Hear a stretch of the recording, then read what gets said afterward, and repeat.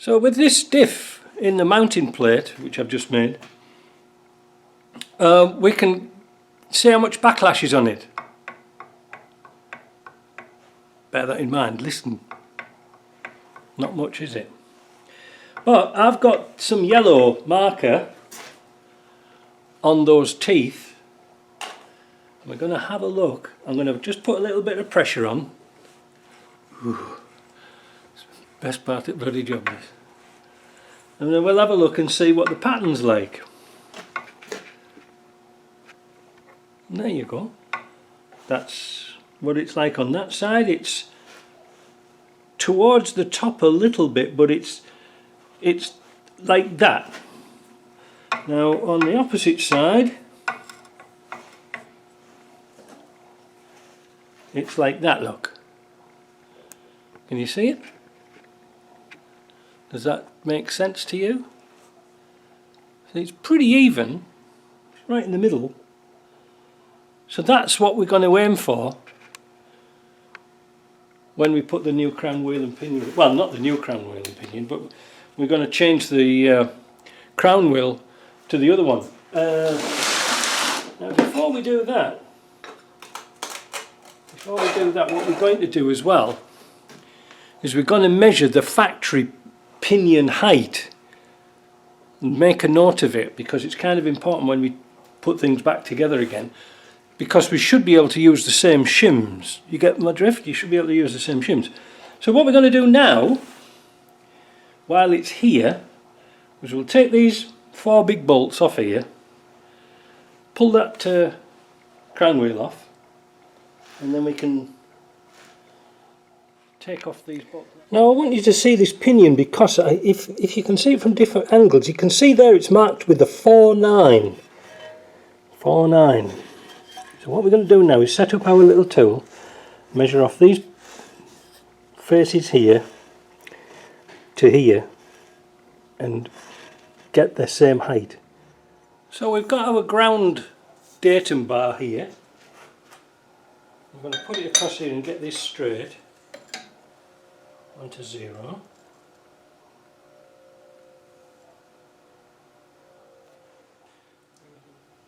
Seven, 5, 9, 2. See, they're always different, eh?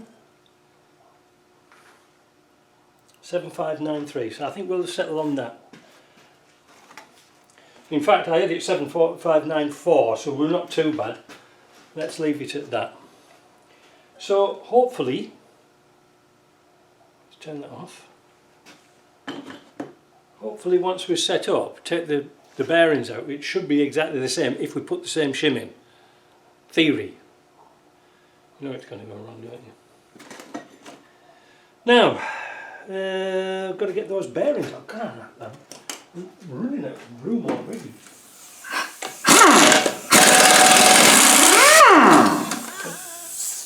My gun's making farty noises. I think there's a seal gun on it.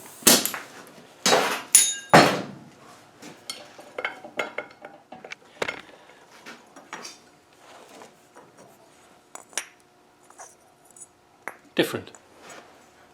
What's the other one like? Same as that one.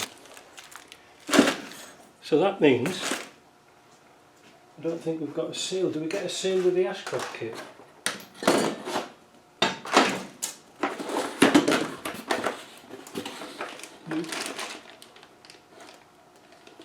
No.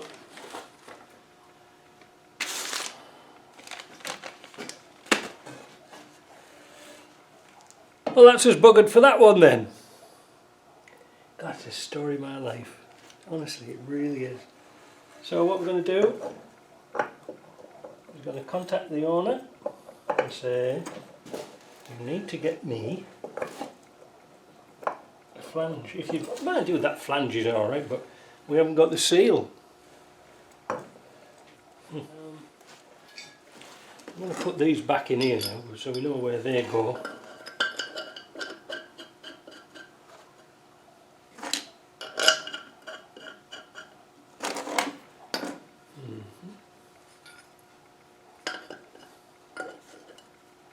I did punch these things here up a couple of punch marks, one punch at one side and two at the other, so we don't get them mixed up, because these are machined together.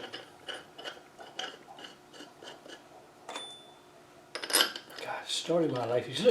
You know, you just can't go out and get bits here. You know, you just can't sort of nip down the local shop and get some bits. Well, I think I might just take 5 and read the Ashcroft book and see what he says. Oh, he's got some coloured pictures, so that's nice, isn't it?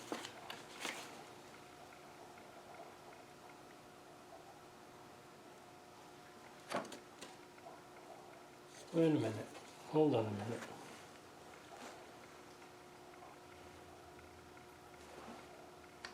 This book came with the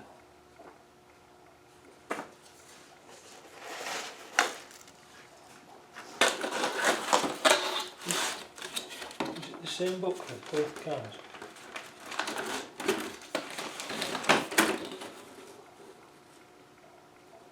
Yeah,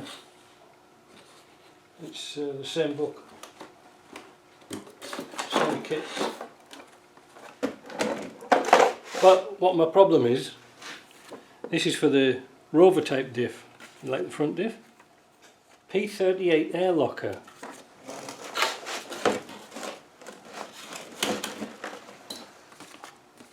So it is, this is the P38 air locker, this is the Ashcroft air locker, so that's for the standard diff.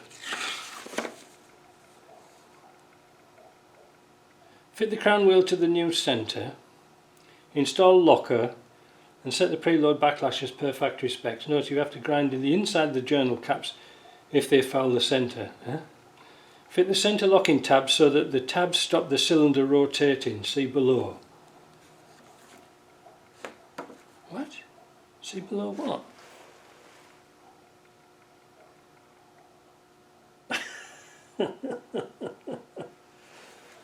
Oh my God, this is complicated. See, what? Looking, there's a locking tab in here.